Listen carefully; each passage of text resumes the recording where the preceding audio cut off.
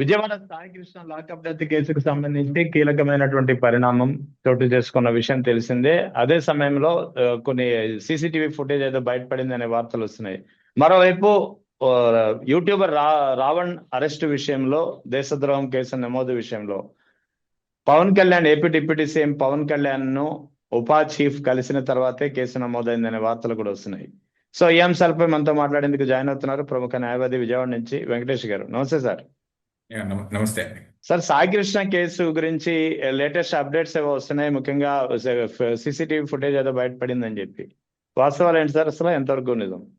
సాయి కృష్ణ కేసుకు సంబంధించి ఏదైతే సిట్ ఇన్వెస్టిగేషన్ టీం ఏదైతే ఉందో యా. తన యొక్క దర్యాప్తుని ఇంకా ముందుకు తీసుకెళ్తున్నటువంటి పరిస్థితి, కొంచెం ప్రభుత్వం మీద అత్యధిక ఒత్తిడి ఉండటం వల్ల వేగవంతం చేస్తున్నటువంటి ఒక విషయాన్ని మనందరం గమనిస్తున్నాం.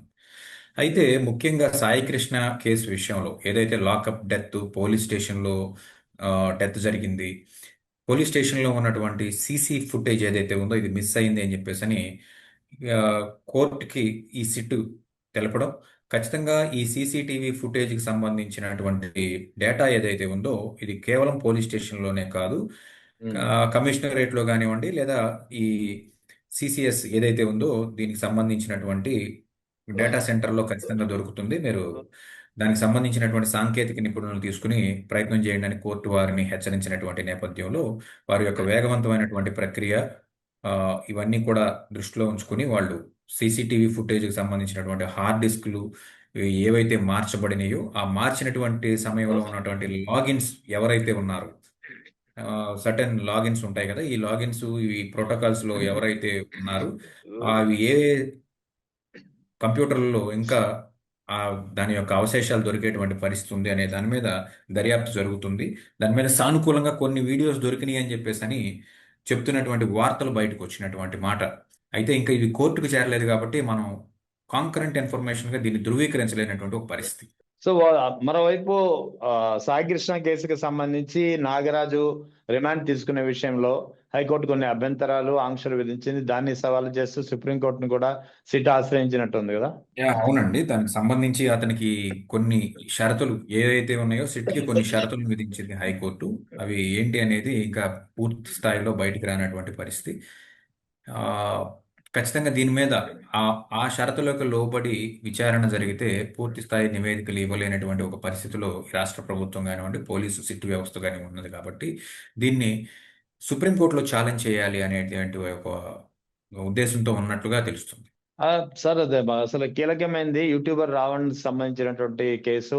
సో ఇందులో యూట్యూబర్ రావణ్ తప్పు ఉందా లేదా అని దాని జోలికి నేను పోవడం లేదు, కానీ దీనికి సంబంధించి అతనిపై నమోదైనటువంటి దేశద్రోహం కేసు నమోదైంది కదా. సో ఈ నమోదైన నేపథ్యంలో జూన్ 3వ తేదీన ఏపీ డిప్యూటీ సీఎం ను ఉపా చీఫ్ కలిశారు. కలిసిన తర్వాత ఇదంతా జరిగిందని తెలుస్తోంది. నో నో అది అది నిజం కాదండి. యుఏపిఏ చట్టానికి సంబంధించి చీఫ్ ఎవరు ఉండరు. ఉమ్. రాష్ట్రానికి సంబంధించినటువంటి సోషల్ మీడియా కానివ్వండి, లేకపోతే ఎలక్ట్రానిక్ మీడియా కానివ్వండి, ఇటువంటి వాటి అన్నిటికీ కమ్యూనికేషన్ కి సంబంధించినటువంటి ఈగల్ డిపార్ట్మెంట్ హెడ్ ఈగల్ ఎవరైతే టీమ్ హెడ్. ఉన్నారో, యా. ఉమ్. ఈగల్ టీమ్ హెడ్ ఎవరైతే ఉన్నారో ఆయన డిప్యూటీ సీఎం గారిని కలవటం, ఆ కలవటంలో భాగంగా రాష్ట్ర పరిస్థితులు, రాష్ట్రంలో ఉన్నటువంటి ఈ సామాజిక మాధ్యమాల ద్వారా చేస్తున్నటువంటి విచ్చలవిడి కామెంట్స్ కి సంబంధించినటువంటి వ్యవహారాలు, వీటిల్లో పోలీసు యంత్రాంగం తీసుకున్నటువంటి చర్యలు, సాధించినటువంటి విజయాలు, ఉన్నటువంటి హర్డిల్స్, వీటన్నిటికి సంబంధించినటువంటి ఒక సమగ్ర నివేదికను పవన్ కళ్యాణ్ గారికి ఇవ్వటం, ఆయనకు ఉన్నటువంటి డౌట్స్ కానివ్వండి ఆయనకి ఎక్స్ప్లెయిన్ చేయడం జరిగింది అనేది పత్రికల్లో వచ్చినటువంటి ఒక పరిస్థితి. బహుశా ఈ ఆంధ్రప్రదేశ్ రాష్ట్రం ఏర్పడిన కొత్త కొత్త రాష్ట్రం ఏర్పడిన తర్వాత ఒక ఉప ముఖ్యమంత్రిని ఈగల్ చీఫ్ కలవడం అనేది ప్రప్రదం. అవును. గతంలో కూడా మనం నిమ్మకాయల చినరాజప్ప గారిని చూసాము ప్రప్రథమంగా ఉప ముఖ్యమంత్రిగా. ఆ తర్వాత అనేక మంది ఉప ముఖ్యమంత్రులు, 5గురు ఉప ముఖ్యమంత్రులను చూసాము. తర్వాత ఈ ప్రభుత్వంలో ఒక ఉప ముఖ్యమంత్రి గారు ఉన్నారు. వీళ్ళ ఎవరిని కూడా కలవనటువంటి ఒక పరిస్థితులు ఈ పవన్ కళ్యాణ్ గారిని కలవడం అనేది కొంత ప్రాధాన్యత సంతరించుకోదు. అలానే కలవడం ఏమి తప్పు కాదు.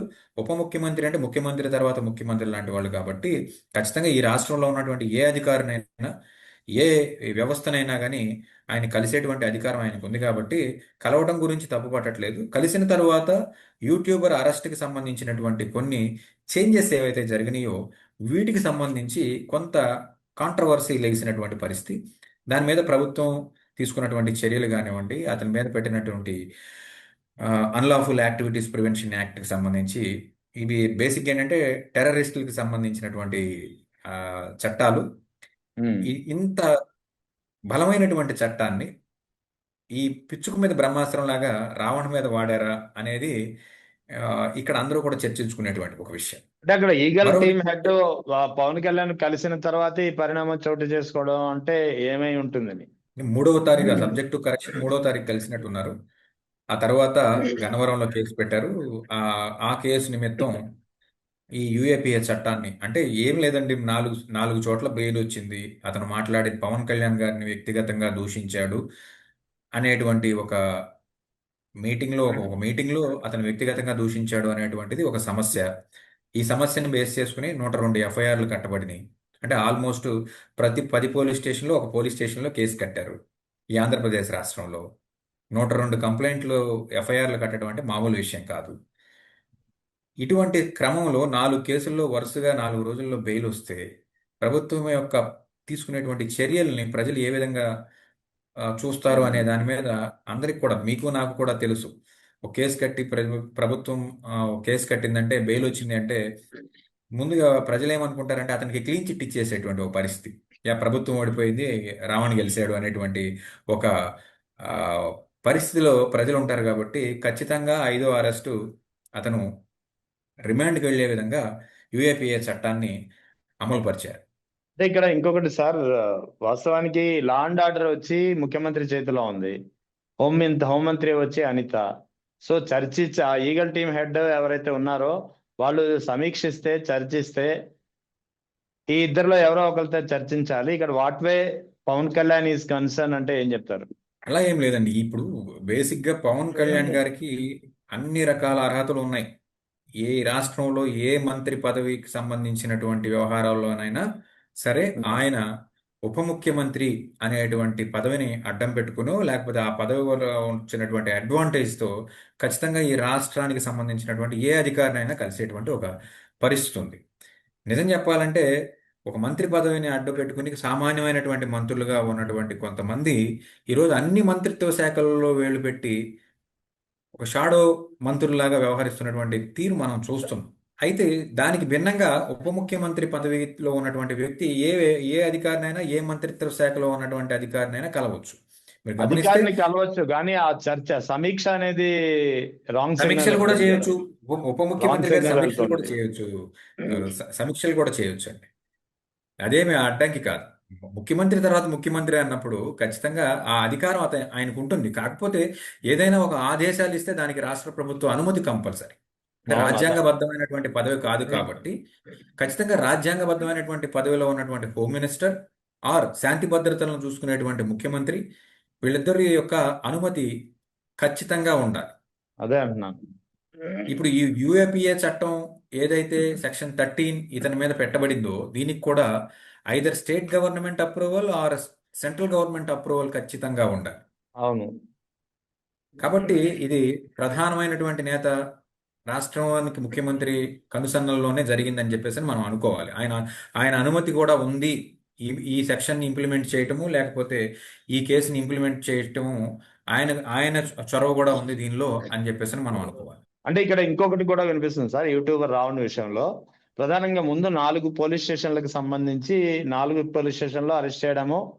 ఫస్ట్ పిఠాపురము, తర్వాత సర్పవరము, తర్వాత మచిలీపట్నము, తర్వాత అనకాపల్లి. 4 స్టేషన్లో వరుసగా అరెస్ట్ చేయడము, వెంటనే బెయిల్ వచ్చేయడం జరిగింది. అంటే అక్కడ బెయిల్ వచ్చిందంటే ఈజీగా బెయిల్ వచ్చే సెక్షన్లే అక్కడ ఉన్నటువంటి పోలీసులు నమోదు చేసినట్టు అర్థం. కానీ ఎప్పుడైతే బెయిల్ వచ్చిందో, మేబీ ఆ తర్వాత పవన్ కళ్యాణ్ 3వ తేదీన Pawan Kalyan Eagle team chief కలవడము, ఆ తర్వాత కేసు నమోదవడము దేశద్రోహ చట్టం కింద, ఉపా చట్టం కింద.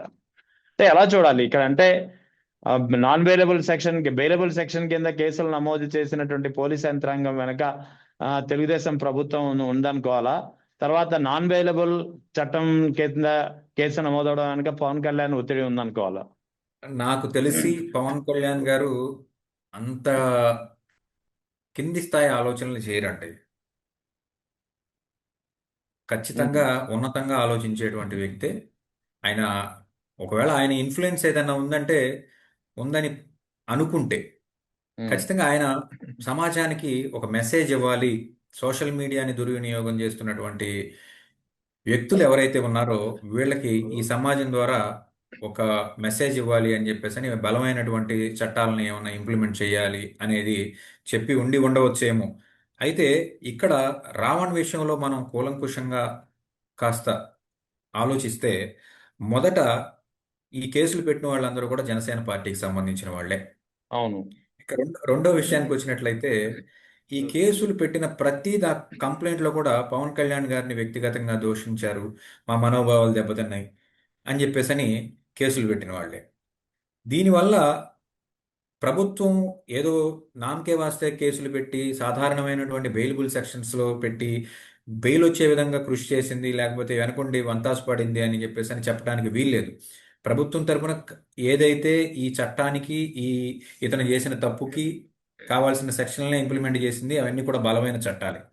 కానీ ఈ సోషల్ మీడియా ఇన్ఫ్లుయెన్సర్కి సంబంధించినటువంటి కేసుల్లో అన్నిటిలో కూడా 41A నోటీస్ ఇచ్చి 7 సంవత్సరాల లోపు శిక్షలు పడేటువంటి ఈ సెక్షన్స్ వల్ల అతన్ని మళ్ళీ సాధారణంగా మళ్ళీ బయటికి పంపించేటువంటి ఒక పరిస్థితి మనం చూసాం.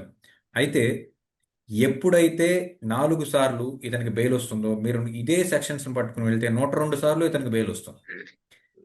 వెళ్ళిన ప్రతి చోట కూడా మీరు గమనిస్తే ప్రతి చోట కూడా జనసేన కార్యకర్తలు కానివ్వండి, సెకండ్ గ్రేడ్ లీడర్షిప్ కానివ్వండి, ఆ పోలీస్ స్టేషన్ల మీద దాడి చేశారు.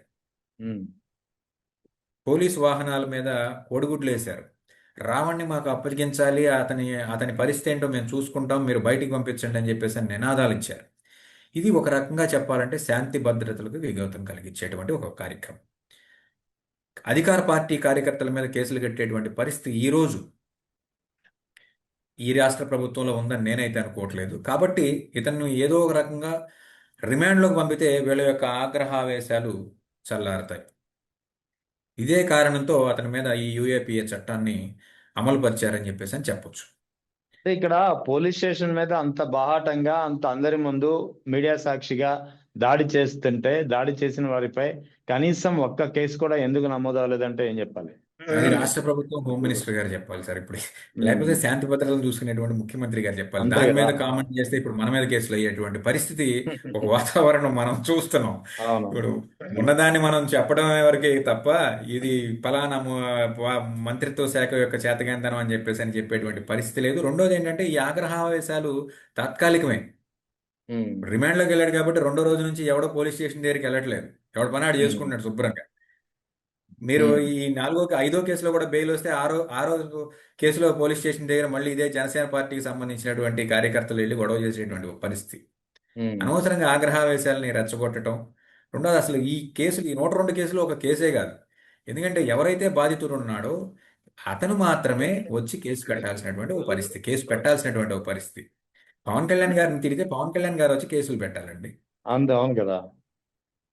ఎవరో ఆయన అభిమానులు అని చెప్పుకుని వెళ్ళి వాళ్ళు డిఫమేషన్ కేసులు పెట్టుకోవాలి తప్ప ఇటువంటి క్రిమినల్ చట్టాలను ఉపయోగించడం అనేది ఒక రకంగా కరెక్ట్ కాదు. బట్ రాష్ట్ర ప్రభుత్వం తీరు ఏంటనేది మనం చూస్తున్నాం. దాన్ని బట్టి మనం అనలైజ్ చేసి చెప్పడం. అదే యాజ్ పర్ మీరు చెప్పినట్టు, యాజ్ పర్ కాన్స్టిట్యూషన్ ఎవరైతే బాధితుడు ఉన్నారో ఆ బాధితుడు వచ్చి కంప్లైంట్ చేయాలి. కానీ బాధితుల పక్షాన మా మనోభావాలు దెబ్బతాయని అని చెప్పి వేరొకళ్ళు కేసు పెట్టితే వీళ్ళు కేసు అయితే పెట్టడంలో సో వాళ్ళకి తెలిసి చేశారో తెలియక చేశారో ఆవేశంలో కేసు నమోదు చేసి ఫిర్యాదు చేసి ఉండొచ్చు. కానీ పోలీసులకు కూడా కనీసం ఆ జ్ఞానం ఉండాలి కదా, చట్టం గురించి తెలుసుకున్న వాళ్ళు కదా. భారతీయ న్యాయ వ్యవస్థ, భారతీయ పోలీస్ చట్టం ఏం చెప్తుందంటే మీరు ఎవరి మీదైనా కానీ కేసు పెట్టనివ్వండి, మీరు ఇచ్చిన కంప్లైంట్ ని ఫస్ట్ తీసుకోవాలి. కంప్లైంట్ ఎఫ్ఐఆర్ తీసుకుంటారు సార్, కేసు నమోదు చేయడం గురించి మాట్లాడుతున్నా. కేసు కూడా నమోదు కేసు చేయాలి. నమోదు చేసి అతన్ని బెయిల్ వచ్చేంత వరకు కేసు కూడా వదిలేయాలి నమోదు కదా. చేయాలి సార్. కేసు కూడా నమోదు చేయాలి. కేసు నమోదు చేసిన తర్వాత ఇన్వెస్టిగేషన్ చేయాలి. అదే. ఈ ఇన్వెస్టిగేషన్ చేసేటువంటి ఒక క్రమంలో ఇతను అరెస్ట్ చేసి ఇన్వెస్టిగేషన్ పర్పస్ మీద తీసుకొచ్చారు విజయవాడ. అవును అయితే ఇన్వెస్టిగేషన్ అనేది 24 గంటల్లో కంప్లీట్ అయ్యేటువంటి ఒక ప్రక్రియ కాదు. కాదు. కాబట్టి చట్టం ఏం చెప్తుందంటే మీరు ఎవరినైనా తీసుకురండి. ఇప్పుడు సాయి కృష్ణని తీసుకొచ్చారు, 24 గంటలలో మ్యాజిస్ట్రేట్ ముందు హాజరు పరచలేదనే కదా మనం అందరం గగ్గోలు పెట్టింది. అవును అవును. ఇతని విషయంలో సాయి కృష్ణ లాగా చేయకుండా 24 గంటల్లో మ్యాజిస్ట్రేట్ ముందు పెట్టారు. మ్యాజిస్ట్రేట్ గారు మీరు 41A నోటీస్ ఇచ్చి స్టేషన్ బెయిల్ ఇచ్చి ఇతన్ని పంపించండి. మీరు ఇన్వెస్టిగేషన్కి ఇతను సహకరించకపోతే డెఫినెట్గా అప్పుడు నాన్ బెయిలబుల్ వారెంట్ ఇస్తారు, రిమాండ్కి పంపిస్తారు. ఉమ్. సో ఇక్కడ కంప్లైంట్ ఇవ్వటము తప్పు, కానీ వచ్చిన కంప్లైంట్ని ఖచ్చితంగా పోలీసు వ్యవస్థ యా, అదే రికార్డు అంటున్నాను. చేయాలి. That is called That is first what I am information. asking. అదే అడుగుతున్నాను నేను కూడా. ఇందాక ఇప్పుడు మీరు చెప్పిన దాంట్లోనే ఒక పాయింట్ ఉంది. అంటే ఇది ఇంకా ఇంతకుముందు అందరికీ తెలిసిందే అనుకోండి. ప్రతిసారి కోర్టుల నుంచి వస్తున్నటువంటి ఒకే అభ్యంతరం 41A నోటీస్ ఎందుకు ఇవ్వలేదు అనేది. పదే పదే వివిధ కేసుల్లో మనం చూసాం గతంలో కూడా. సో కానీ పదే పదే తెలిసినా సరే అదే తప్పు పోలీసులు చేస్తున్నారా? ఇక్కడ తప్పు చేయడం కూడా కాదు సార్. ఇక్కడ పోలీసులు మాత్రం ఏం చేస్తారు సార్, పైనున్న అధికారులు కానివ్వండి, పైనున్న ప్రభుత్వం కానివ్వండి, వాళ్ళ కింద పని చేయాల్సినటువంటి ఒక పరిస్థితి. ఉమ్. లేకపోతే పోలీసులకి ఏమి స్పెషల్ ఇంట్రెస్ట్ ఉంటుందండి? నిందితులను కొట్టాలని కానీ, లేకపోతే లాకప్ డెత్లు చేయాలని కానీ, లేకపోతే మరొకటి మరొకటి. ఒక పోలీసు ఒక వ్యక్తి మీద చెయ్యి వేయాలి అని అంటే వాడి మీద వ్యక్తిగతంగా వాళ్ళకేమీ ద్వేషం ఉండదు. అతని మీద ఉన్నటువంటి ఒత్తిడి, లేకపోతే వర్క్ ప్రెషరు ఇలాంటివి ఉంటాయి. ఇప్పుడు ఈ సదరు రావణ్ణి తీసుకొచ్చి పోలీస్ స్టేషన్లో ఎంక్వైరీ చేసి ఈ జనసేన కార్యకర్తలందరినీ ఎక్కడ కంట్రోల్ చేస్తారు సార్? తీసుకెళ్లి అవును. శుభ్రంగా మ్యాజిస్ట్రేట్ గారికి చెప్తే అయితే సెంట్రల్ జైలుకి పంపిస్తారు పెట్టిన చట్టం ఉమ్. ప్రకారం. లేదంటే ఇంటికి పంపిస్తారు 41A నోటీస్ ఇచ్చి. మళ్ళీ ఇదే పోలీసులు 500 మంది పోలీసులు బోర్డర్ దాటిస్తే మళ్ళీ అతను పట్టించుకునే వాళ్ళ పరిస్థితి ఏం లేదు. ఈ ఉమ్. విజయవాడ నుంచి లేకపోతే ఆ, సదరు మచిలీపట్నం నుంచో జనసేన కార్యకర్తలు హైదరాబాద్ వెళ్ళి అక్కడ కేసులు అయితే కట్టించుకోరు కదా, అక్కడ గొడవ ఉమ్. చేసి. ఉమ్. సో పోలీసులు చట్ట ప్రకారమే వ్యవహరించారనేది నా యొక్క మార్పు విశ్లేషణ. ఇంక పోలీసులకి ఉమ్. ఇంతకు మించి వేరే దారి ఏముంటుంది? ఉమ్. అధికార పార్టీ కార్యకర్తలు వచ్చి కేసుగా కంప్లైంట్ ఇస్తే ఎఫ్ఐఆర్ కట్టకపోతే అధికార పార్టీ నుంచి ఒత్తిళ్లు ఉండవా? సాయి కృష్ణ వ్యవహారం కానీ ఆ వెనువెంటనే ఇప్పుడు యూట్యూబర్ వ్యవహారం కానీ మొత్తానికి అసలు పోలీసుల వ్యవహార శైలిపై రోజు రోజుకు ఆరోపణలు విమర్శలు పెరుగుతున్న నేపథ్యంలో ఎలా విశ్లేషించాలి? మనం హైలైట్ అయిన ఈ రెండు విషయాల గురించే మాట్లాడుతున్నాం సార్, కానీ ఇంకా ఉమ్. చాలా విషయాలు చాలా ఉన్నాయి, అవును, గ- మరుగున గత పడేవి గత 2 సంవత్సరాల్లో చర్చించుకోవాలి. జరిగినటువంటి చాలా కేసుల విషయంలో పోలీసు వ్యవస్థ వైఫల్యం కనిపిస్తుంది. పోలీసు వ్యవస్థ నిజంగా వైఫల్యం అయ్యిందా అనేటువంటి ఒక ప్రశ్న మనందరికీ తలెత్తుతుంది.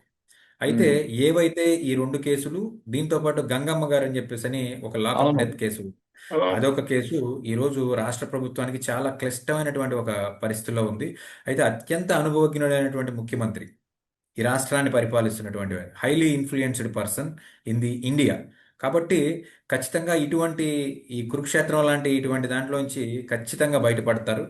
పోలీస్ వ్యవస్థకి ఏదైతే పరువు ఉందో ఆ పరువును కాపాడేటువంటి క్రమంలో ఖచ్చితంగా సక్సెస్ అవుతారని అనుకుంటున్నాం. రావణ్కి బెయిల్ వస్తే రేపొద్దున ఈ యూఏపీఏ చట్టంలో మళ్ళీ రావణ్ సంబంధించినటువంటి న్యూస్ మనం మళ్ళీ చూడం.